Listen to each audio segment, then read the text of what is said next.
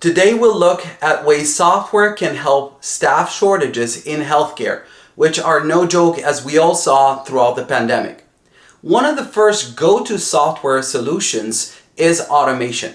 It helps reduce the burden of repetitive admin tasks for physicians and nurses so that they both can spend less time in front of screens and more time with patients. Basic yet impactful improvements include enabling automatic exports of patient monitoring data directly into electronic medical records and patient appointment scheduling.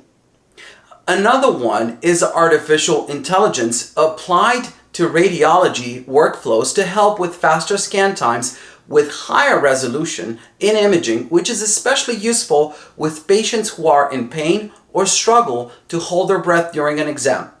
More patient scans in a day without losing diagnostic confidence, along with improved patient experience, equals a major win for everyone in healthcare. Follow Lift Up for more examples of how healthcare can take advantage of practical software applications.